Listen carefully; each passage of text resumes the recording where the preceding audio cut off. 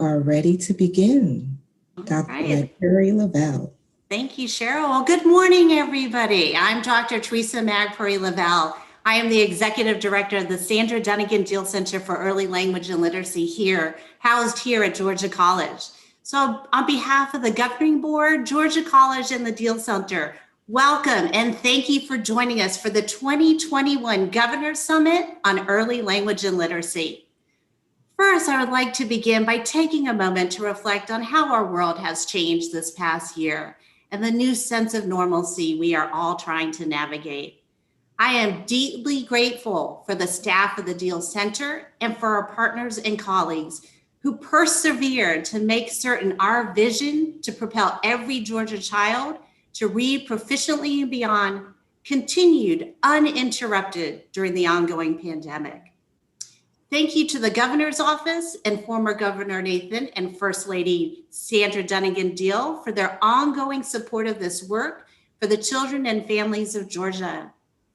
Appointed by the Governor, our 9 board members represent various private and state agencies and steward the center's efforts. We appreciate your expertise to guide and bring this work to fruition to raise literacy outcomes for Georgia's children. The Georgia Department of Early Care and Learning Commissioner, Amy Jacobs, serves as our chair. Ariane Weldon of the Georgia Family Connection Partnership and the Get Georgia Rating Campaign Director serves as our vice chair. Our board members consist of Mary Ann Todd, representing the Technical College System of Georgia, Wendy Corneliuson, Georgia Public Library Service, Lisa Kennemore, Georgia Board of Education, Joy Hawkins, Governor's Office of Student Achievement, Dr. Keisha Callens, Mercer University School of Medicine, Dr. Lucky Jane, Emory Children's Center, Dr. Joe Peters, Dean of Education at Georgia College. This work is also supported by Georgia College and the university system. We are grateful for the support and partnership. It is our goal today during this summit to engage you with innovative ideas that will equip you with practical solutions to share among your communities and agencies with the adults and professionals that touch the lives of children from birth through age 8 to build equitable access to literacy across our state. Enjoy the summit, and we look forward to advocating for literacy equity for every child in our communities and state with each of you. We will now have Commissioner Jacobs from DCAL and who serves as our governing board to kick off the day of events. Welcome, Commissioner Jacobs. Thank you, Teresa, and good morning to everyone. I am Amy Jacobs, and it is my honor to welcome you to the 4th Governor's Summit for Early Language and Literacy. Thank you for taking time today to join other education leaders, scholars, policymakers, and community leaders to advance the science of early language and literacy development in our state. We're gathered here, albeit virtually, because we believe that literacy opens doors. It lays a foundation. It empowers children, students, and adults to fulfill their dreams and to contribute to the well-being of their families, their communities, our state, and our country. I'm thinking about the importance of literacy. I remembered a news story that ran more than 20 years ago. In 1999, as the last millennium ended and a new millennium began, Time magazine identified the greatest inventions of the preceding 1,000 years. We could easily guess many of the inventions that made the list, but according to the editors of Time, the most significant invention of the last millennium was Johannes Gutenberg's printing press using movable type. Gutenberg's invention in 1450 made information, knowledge more easily available and accessible to the masses. And as literacy increased among the people, the course of history and civilization was changed forever. We're gathered here today because we believe that information and knowledge accessible through reading still changes individual lives and impacts the world in which we live.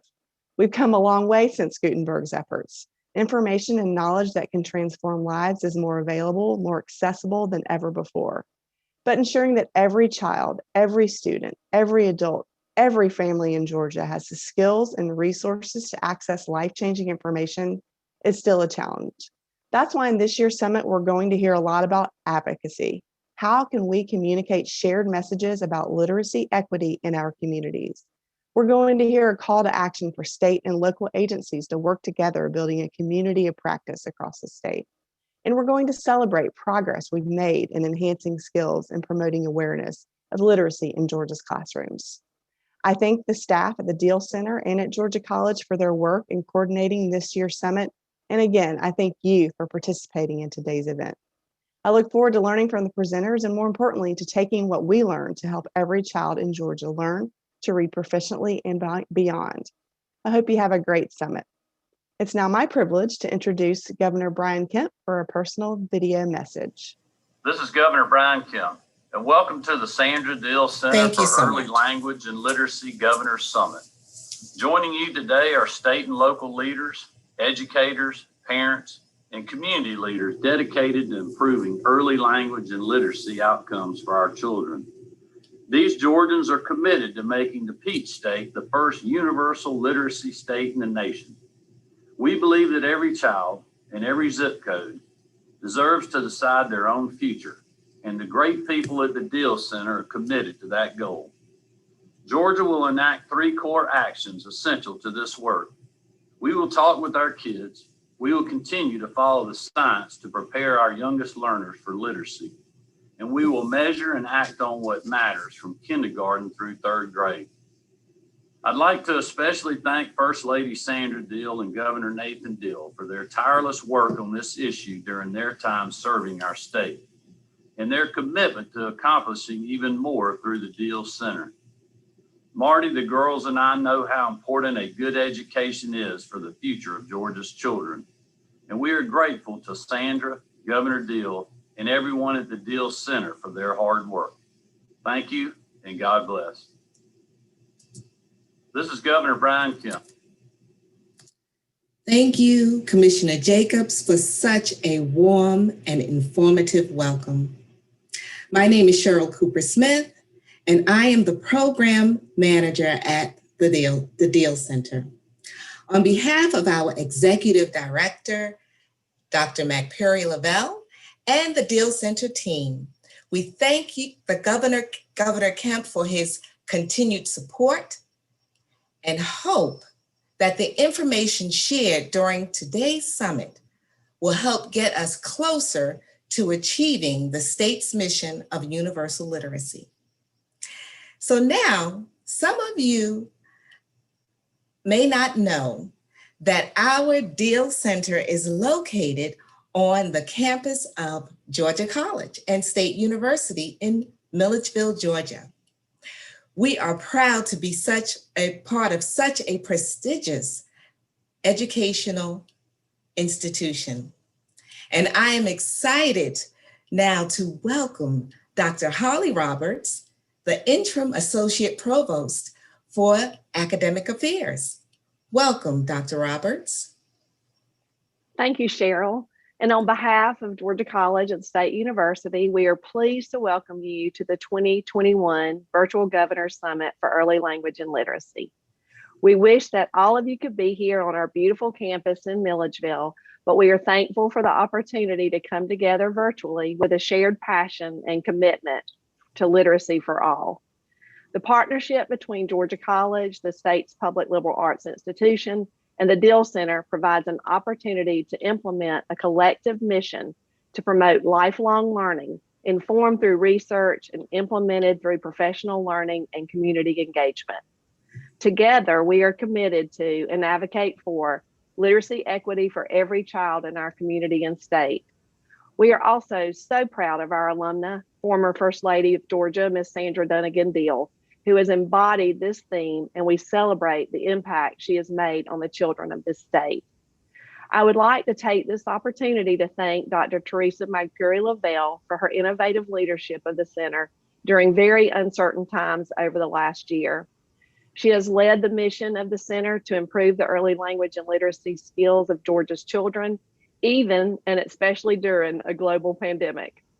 I would also like to thank the Deal Center staff who shared this commitment and who worked tirelessly to provide valuable and empirical research and engaging professional development across the state. They are a small but mighty team. Thank you for planning such a timely summit as we all advocate for the gift and the privilege of literacy for all children. Again, on behalf of Georgia College, we are pleased to welcome you to today's summit. We are sure you will leave today energized and knowledgeable of ways you can take part in improving literacy across our wonderful state. Thank you very much for being here. Thank you, Dr. Roberts, and we are so appreciative to be in partnership with you to propel all of Georgia's children to read proficiently and beyond. I have the pleasure this morning and honor of introducing our keynote speaker, Dr. J. Helen Perkins. She is a professor of literacy at the University of Memphis. Her scholarly work focuses on children of poverty, their literacy acquisition and enhancement, and promising practices. She has published several articles and book chapters. Dr. Helen has also served as a PI and co-PI on over $16 million in grants and contracts, most notably the Striving Readers Grant as well.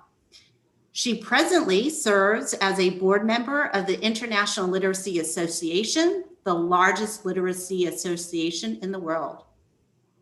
Dr. Perkins conducts literacy sessions for parents, teen fathers, volunteers, and tutors, and offers professional development seminars for educators of underrepresented and underperforming students in both urban and rural environments.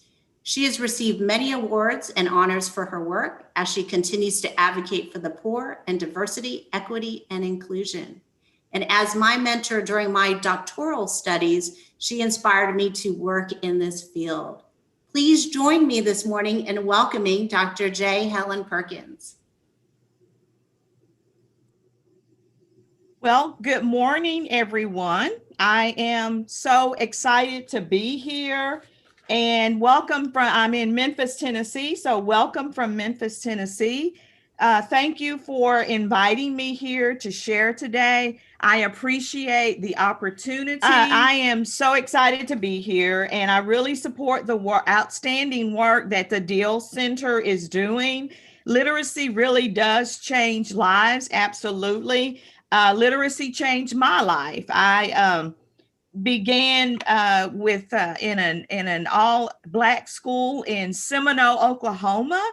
And my parents had only a 7th grade education, but they valued education and they constantly shared reading. My mother was a reader, People magazine, Jet magazine, the Bible, and she constantly shared literacy and reading with me and really supported me, my journey in education, and encouraged me to be an educator. I had some of the best teachers, Miss Whitland, I think about my elementary teachers, and Betty Buckner was one of the best teachers you could ever have.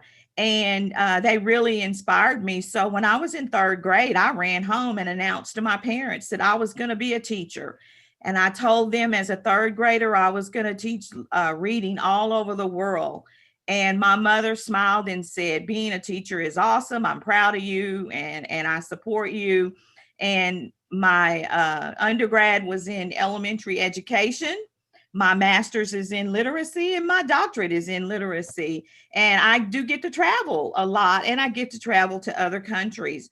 Presently, I'm on the International Literacy Association board. And we just had a Zoom meeting a couple of weeks ago. And in that meeting was people from all over the world. So I was like, look at that 3rd grader. She's actually involved with people all over the world in literacy. What matters? Promising practice in early and literacy enhancement.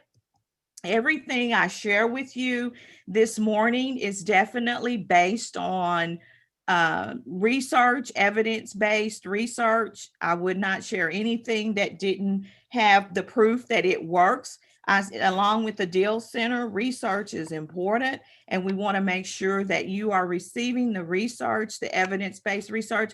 But along with that is my experience in literacy. I've been involved with literacy in other states and observed teachers and conducted research.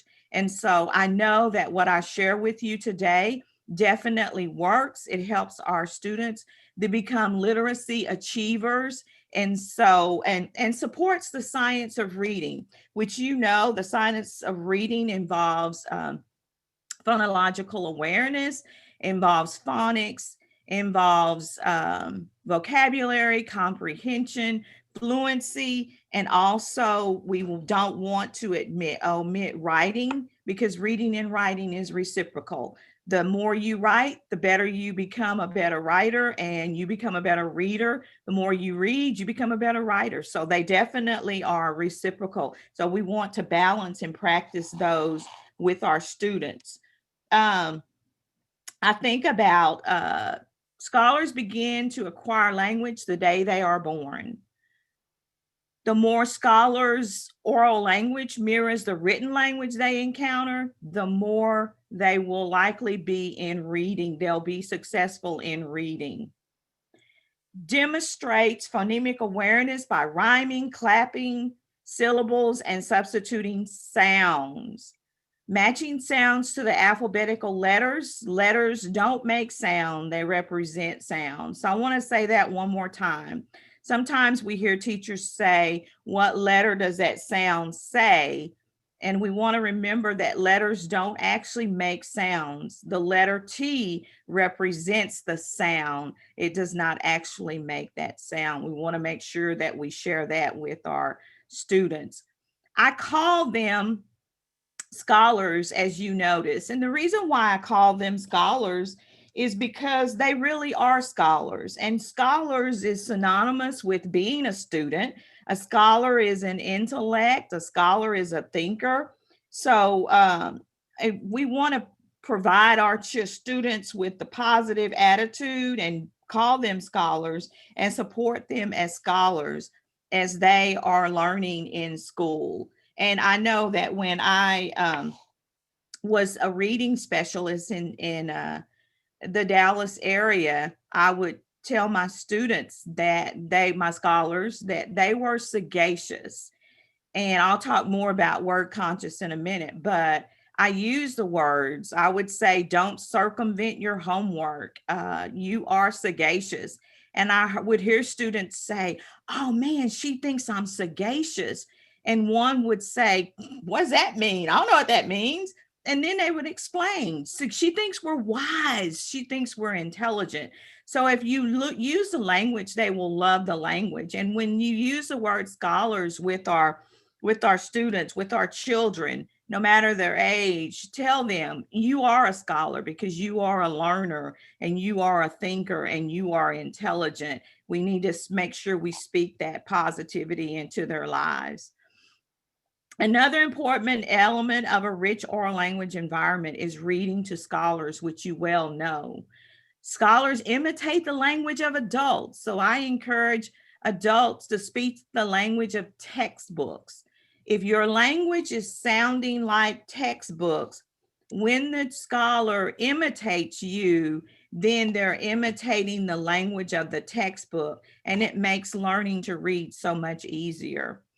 Reading the same story several times will allow scholars to hear adults repeat new words and words they find intriguing.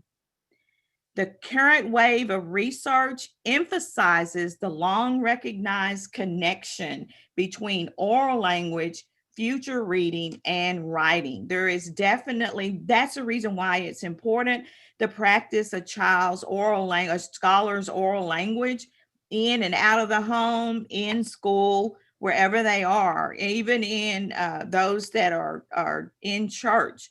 It's important that they have the opportunity to enhance their oral language because the research is clear. It's long recognized the connection between oral language and a child's future reading and writing. When texts relate to oral language experiences, scholars quickly discover that written and oral language are parallel forms of language that serve similar purposes for communication. So I appreciate that the Deal Center addresses oral language because the research is so clear about oral language and its connection. So really one of the major hindrances to our students achieving in literacy and in writing is vocabulary. So we really want to stress vocabulary, the importance of vocabulary, how important vocabulary is, and to get and encourage our students to use vocabulary. And we have to actually share vocabulary with them. Word consciousness is one of my favorite terms because it involves being aware and interested in words and word meanings. Noticing when and how new words are used. Individuals who are word conscious are motivated to learn new words and able to use them skillfully. So we want to make sure that in all of our classrooms and all of our environments at home and everywhere, that we are constantly using new words, using words our children, our scholars at home and in school and wherever we are that they may not know, but just quickly use the synonym. For example, when I'm talking to my scholars and I say, what does the word ubiquitous mean? And they're like, Dr. Perkins, you know, we don't know what that word means. And so I said, well, think about it. If I say McDonald's is ubiquitous, what do you think that ubiquitous means? And they're processing and thinking. And then they say, man, McDonald's is everywhere. And we're, yay, because that's what ubiquitous means. It's everywhere. And so those types of things, I've watched students that I've worked with and watched teachers that I've had the opportunity to work with, and they're scholars. And when your classroom is very word conscious and vocabulary is important, then students become word conscious. They like the words, they like learning new words. I had several parents tell me, I have to have a dictionary in the kitchen on the table because you have taught my child or my students so many words that they are constantly using them and I don't know what it means. Said my daughter came home one day and she said, Mom, I need a snack. You're going through the mail, so you're circumventing my snack. And so parents love that. They love that their children are learning. They love that their children are challenging them.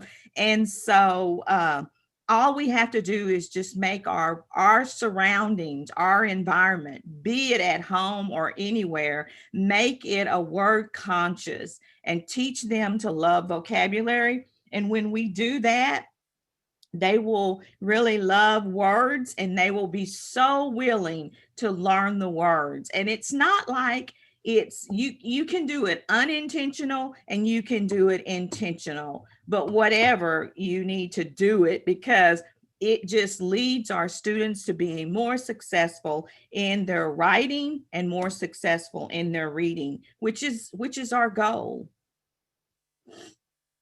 So I wanted to talk a little bit with you today about social, emotional, and cultural learning in literacy.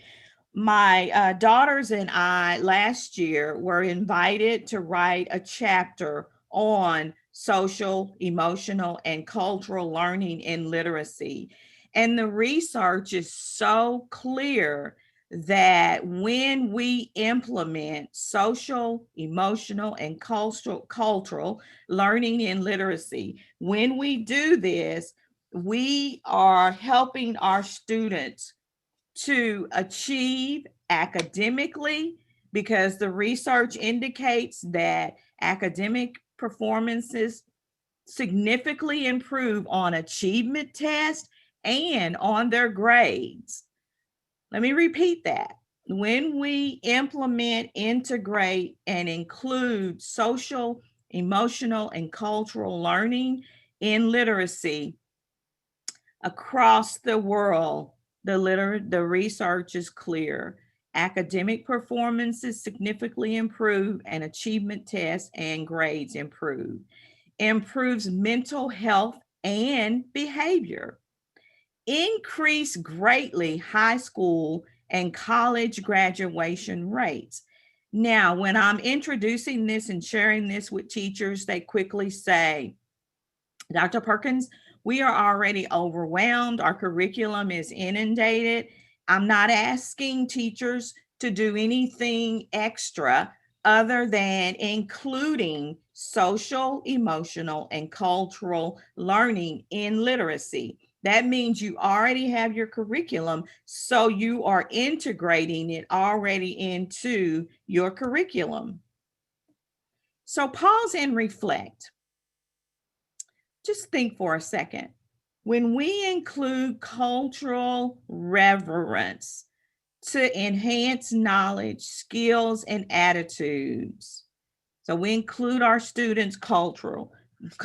When we do this, it will empower scholars intellectually and socially.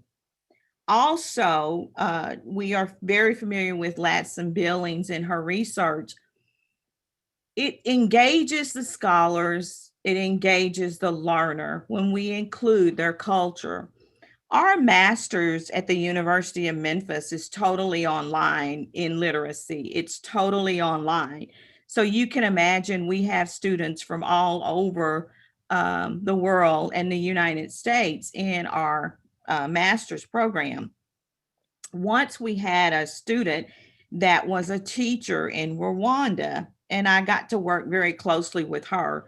And on lesson plans and assignments that she had to do and implement with her scholars in Rwanda, she asked me one time, she said, you know, in Rwanda, our scholars are farmers. No matter the age, if they can walk, they're in the fields and they're farmers, and that's their source of income. That's their source of meals. They're farmers. And she said, so I need to include farming in my lessons. And I was like, that just is right along with the research, because their culture, a part of their culture, a part of their values, a part of their social activities is farming. And so you want to make sure you include that because it is their culture. And she did. And students were very much engaged because she made it relative to them, which was their lifestyle and the way of living. So you have to think about the fact that everyone has a culture. Culture is their values, their traditions, social relationships, worldview shared by a group of people. And that's Nieto 1999 from her research. And so if you think about it, we all have a culture. And when you include parts of that culture into their daily curriculum, their daily literacy, when you include that into their living, their daily work that they do in school, it definitely does engage them and encourages them and helps them to grow intellectually. I know that when our youngest daughter was in school, she told her teachers, and she was rude with it, so we worked on that. But she told them, she said, I am so tired of reading about dead white men and animals. And so the teacher called me and, you know, your daughter was rude and here's what she said. And I said, I agree. She bursted it out in class and that was rude. And, you know, she should not have done that. She should have talked to you privately about what she was feeling. I said, but do me a favor. Think about what she's saying to you. And then when I come over to pick her up this afternoon, let's talk about it. Well, it's one of those schools where you got to get in line and be in line for a long time to pick up your child. And so I saw the teacher coming out to me and I thought, oh my goodness, what has Casey said and done now? And the teacher was so apologetic. She said, I looked back at my curriculum and we've been reading about the mouse and the motorcycle, those kinds of stories about animals. And she said, and we've been reading about George Washington and Abraham Lincoln. And she said, Casey is so correct. We have not been reading anything, any stories, anything that looked like an African-American child or any other child in the classroom. We are not really doing diversity. And so I was appreciative that this teacher really thought about it and searched through her curriculum. But on the other hand, a child that's in, I believe Casey was in 5th or 6th grade, a child that's in 5th or 6th grade shouldn't challenge your curriculum to be diverse. You challenge your curriculum to be inclusive of others. We have a 7-year-old grandchild that has CP. She's cognitively above grade level, but she's in a wheelchair, and she needs to see stories. She needs to see herself because that is her world. And it's important that teachers, educators examine their curriculum, examine the stories that they share, and examine the curriculum to make sure that all scholars are represented in their work that they do. It's really important. And the younger they are, 1, 2, 3, the younger they are, the better it is and more important, because as Latson Billings has researched and shared with us many times, when we include the culture, we enhance knowledge, we enhance skills, we enhance attitudes. And when we do that, it empowers our scholars in their intellectual and their social behavior, and it engages them. And we want to engage. It motivates them. And so we want to make sure that this is a practice that is happening everywhere. And if you notice the things that I'm talking about, the promising practices that I'm sharing, if you notice, those practices definitely are for at home, they're for in the car, they're for the educator. And so these promising practices work wherever the scholar is. I did some work with, I do a lot of work with the community. And at one point, the school district was saying, Helen, please work with us. We're going to gather community partners. We're going to gather our pastors. We're going to gather our Sunday school teachers, because what we're doing in the schools to address vocabulary, what we're doing to address the science of reading, we want to make sure that our community partners know some of this information. How do you address phonemic awareness and phonics in a Sunday school class where our children are attending church? And so I work with them on Saturday mornings to make sure, not going into being a teacher, but going into being an educator. And so here's some things that you can do when you're teaching Sunday school to address vocabulary, to address phonics and phonemic awareness. And the teachers, the people that were involved in those sessions loved it and took it back to their churches and their community centers to use some of those promising practices that are research evidence-based. So the 5 core SEL competencies that are from the Collaborative for Academic, Social, and Emotional, many districts, many school districts throughout the world. I know we've had sessions with our educators, with our teachers in our district addressing SEL, social, emotional learning. And ILA, the International Literacy Association, and many states have toolkits, have toolboxes to address these 5 core SEL competencies: self-awareness, self-management, social awareness, relational skills, and responsible decision-making. And this is just, I wrote a book for early childhood many years ago called Casey's Lamb, because when my, always checking my time, when my daughter, the youngest one, was in high school, she was in VOAG, where they actually raised animals at the high school in a barn. They raised them and they took them to stock shows. I don't know if you all are familiar with that, but that's what they did. BOAG, they raised animals and took them to stock shows for show all over Texas.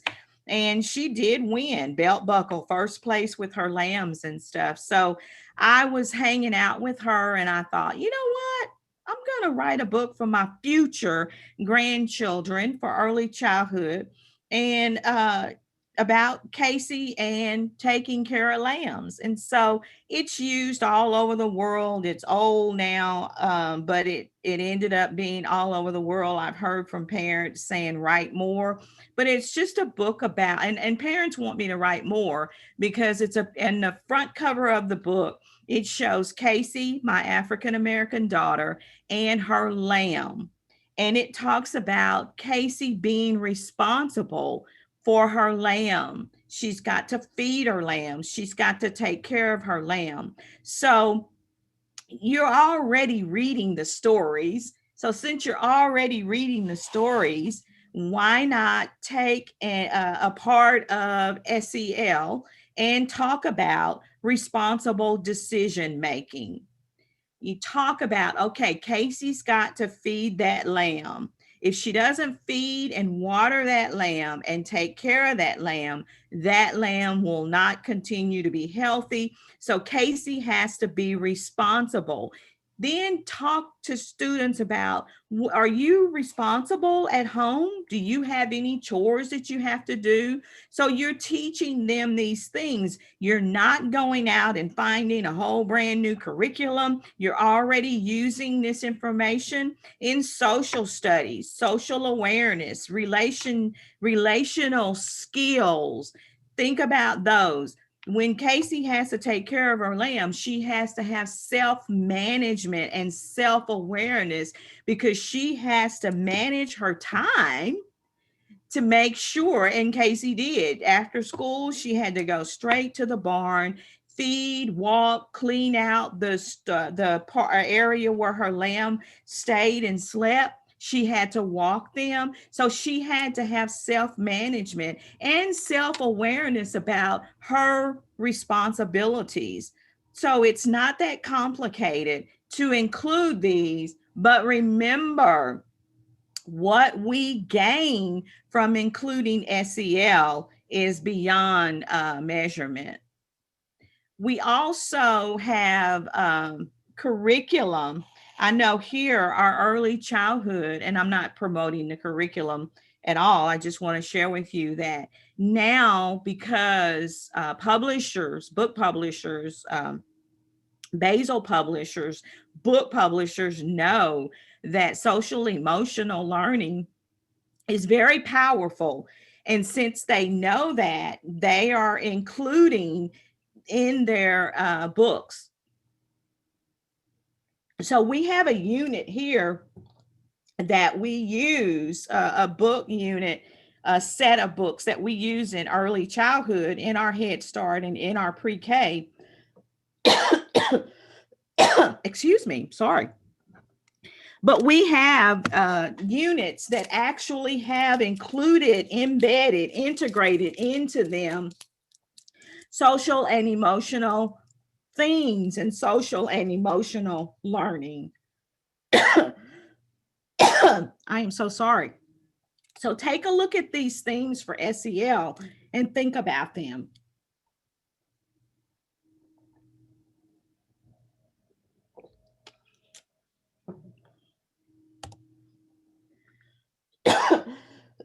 This is perfect timing. I am so sorry. Not sure what's going on. Allergies for sure. But pause and reflect. Take a second to read this and think about what this is saying.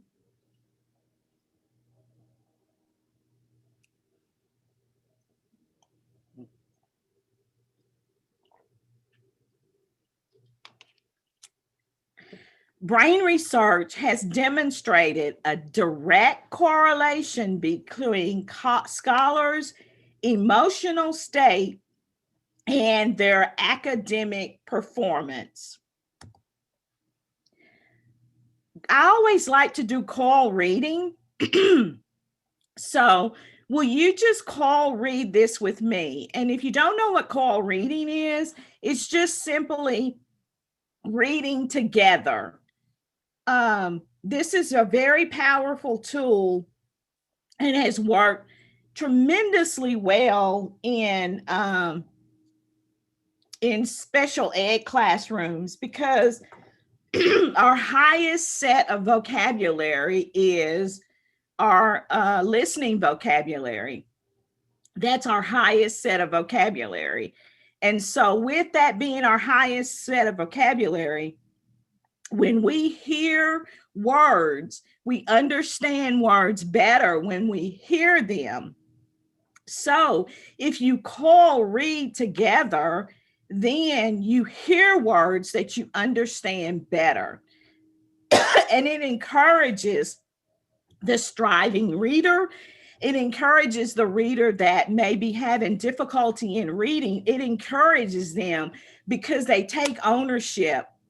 When they hear it, they understand better. And so that's why a lot of teachers use call reading in their classrooms, because it supports the scholars. So if you will, with me, read this out loud with me, and I'm going to get us started and set the pace. Thank you for joining me. When positive thoughts are generated, when you're feeling happy or optimistic, cortisol decreases and the brain produces serotonin, creating a feeling of well-being. When serotonin levels are normal, one feels happy, calmer, less anxious, more focused, and more emotionally stable. This is based on evidence, based on research. And this is for all of us as humans. Anybody that is a human, when positive thoughts are generated, you're feeling happy or optimistic, cortisol decreases and the brain produces more serotonin. This is creating a feeling of well-being. And we want our scholars to feel well in the classroom. We want them to feel happy, calmer, less anxious, more focused, and more emotionally stable. And so we have to create that environment for them at home, in the daycare, in Head Start, in pre-K, in our classrooms, in all our classrooms. My students, I teach master level students and doc level students. And some of the things they say to me is, thank you so much for your positive attitude. I've been struggling. I've been striving in this area. And these are adults. But thank you so much for speaking the positive into my life, because it has helped me even when I've been depressed, because I start out my emails to my students. I started out in a positive, and then I tell them at the end, smile. And so these adults constantly tell me how much they appreciate it. That's why calling your students scholars, that's why being positive. The brain, this is the brain. I do sessions for educators, and the sessions that I do for educators at their schools is based on brain research and working with students and teaching educators using how the brain learns to work with their scholars. And that is very important. I have allergies, and I guess my talking this morning is bothering my allergies. I have one. So, supportive learning environment. We want to make sure that we have a supportive learning environment. And remember, this is at home. This is This is at school. This is in our community. This is in our churches. We want to have a supportive learning environment, no matter where our scholars are. We want to build a classroom or a home on trust. We want our scholars to take intellectual risk. We want them to have a positive, rich literacy learning environment.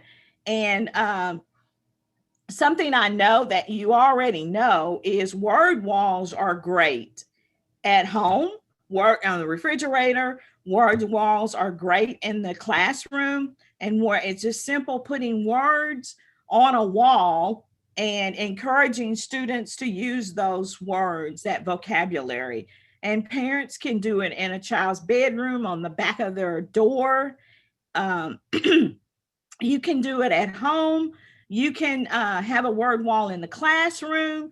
You're studying a specific unit in science. You're studying a specific unit in social studies. You can have science vocabulary up. You can have social studies vocabulary up. And this will support your students in their learning, because your students are visual learners. So if your scholars are visual learners. So if they see the word, you talk about the word. A lot of our learning can be unintentional, and we need our learning to be intentional and unintentional. But it's those on the run. I love what Mari Clay says. We can teach on the run, and our scholars will gain knowledge. And so we just want to make sure that we are sharing that with our scholars and making that environment a literacy-rich learning environment. The classroom should be a family. You should feel like it should feel like a family for the scholars. Community of scholars. Your classroom, your area is a community. Value the culture. I talked about culture earlier. We want to make sure we value the culture of each scholar. Encourages inquiry, exploration, and supportiveness. We do that in our home a lot. My husband's a retired history teacher, and so we're all educators. Even my son-in-law is an educator. We're all educators, and so we're constantly unintentional teaching our 5 grandchildren, and that makes learning fun. It makes learning more interesting, and we support them exploring. It's important that you support your scholars and their wanting to know. And if you have a scholar that comes to you and they're interested in motorcycles, then encourage them to read about motorcycles, because the more they read, the better they become as readers. And they'll read more if they're reading about topics they're interested in. So encourage them to explore, be supportive.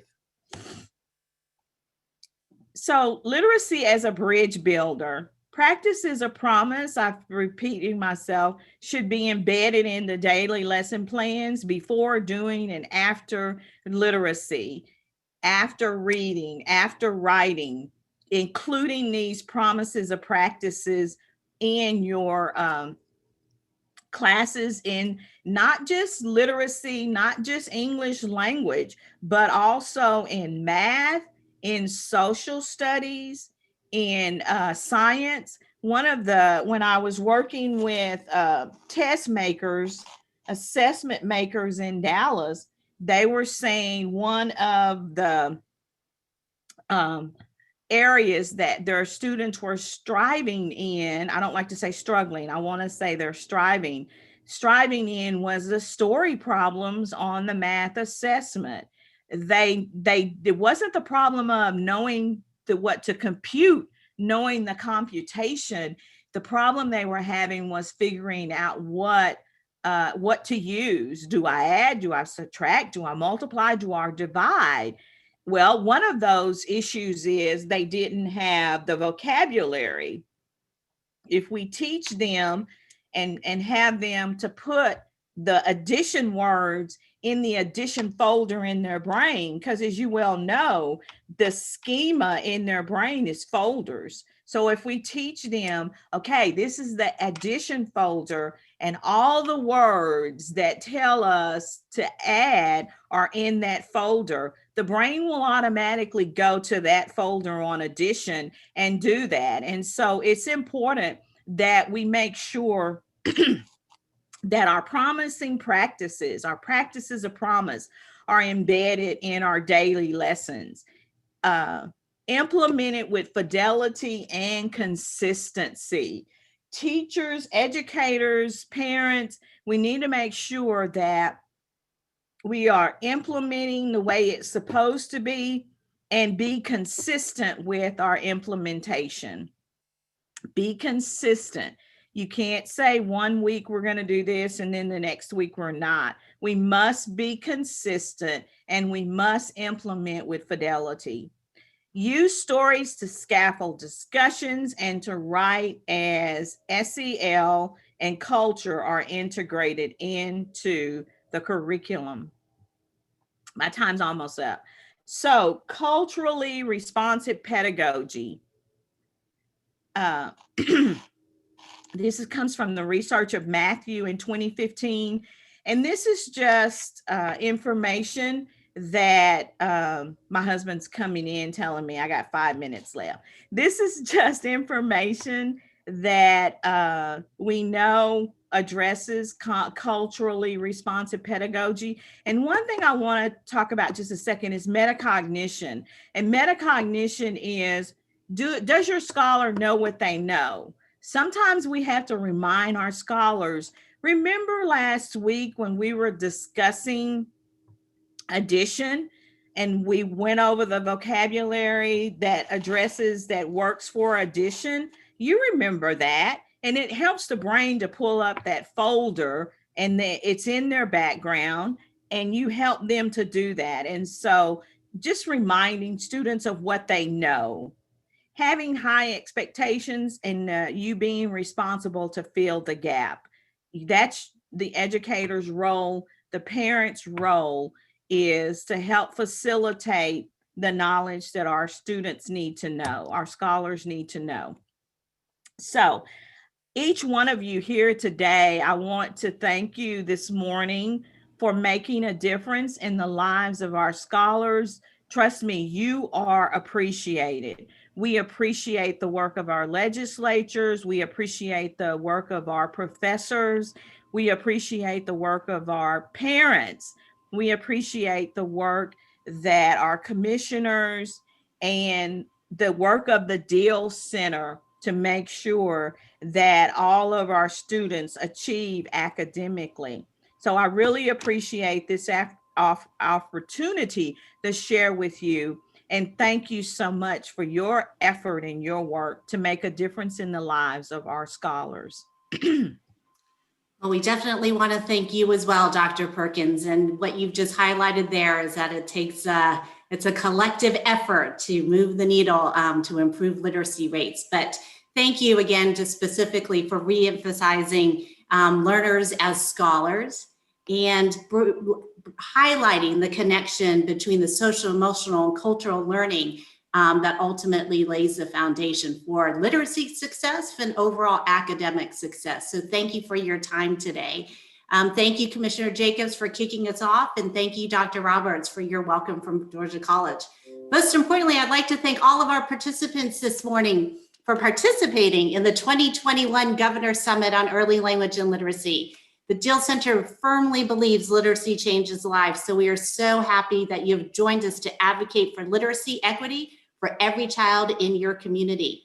We have designed the summit with 3 content tracks: advocate for cross-sector collaboration, advocate for quality adult-child interaction and language nutrition, and advocate for evidence-based practice aligned with the science of reading. There are 10 sessions today intended to provide you with insight on aligning organizations and systems to work collectively on operationalizing evidence-informed and evidence-based language and literacy practices. Before I send you off, I just have a few housekeeping items for you to keep in mind as you navigate through the beautiful platform of the summit today. The first concurrent session is about to begin in about 2 minutes at 10 o'clock. Choose a session that sparks your interest. Once we begin, you are free to enter or exit the session as needed, and these will be recorded for you to go back and revisit as well. If you are having any sort of technological challenges this morning, please visit the help desk that is located on the virtual lobby. You will see a widget, I guess it's called a widget. Please click on that widget if you need any help with technology. And please remember to visit the exit hall to get exhibit hall, to get a firsthand look at the fantastic library work of partners that we are collectively working with across the state.